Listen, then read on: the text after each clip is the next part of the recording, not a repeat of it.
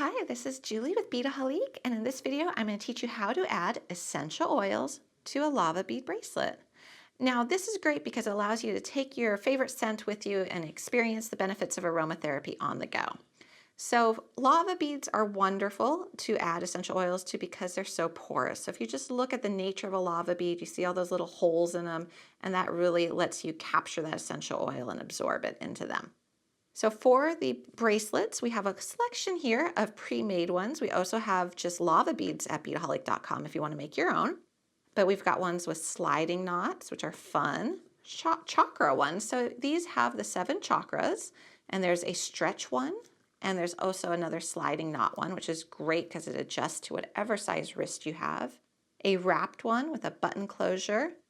A really nice classic stretch bracelet that's just a surround of lava beads, and even this one with the adjustable clasp. And we've been loving these adjustable clasps at Beadaholique lately. This is one of our favorite things we've seen this year. So we've got those, and I'm going to pick, let me go ahead and pick this stretch one. I really like the stretch one. So I'm going to do the stretch chakra. And for the essential oils, you want to be using pure essential oils, not diluted. So you see that these have no fillers, additives, or carriers. So a little goes a long way. They're very strong in their scent.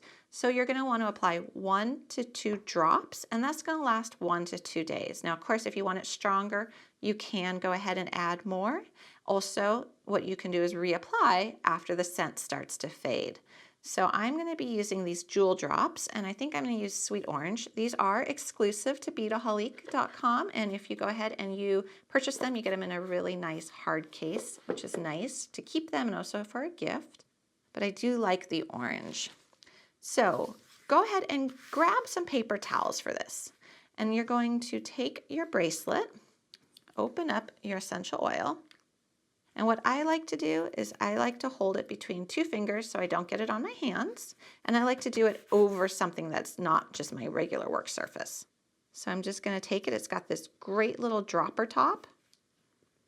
And, woo, that was 3 quick drops. You saw how fast that went.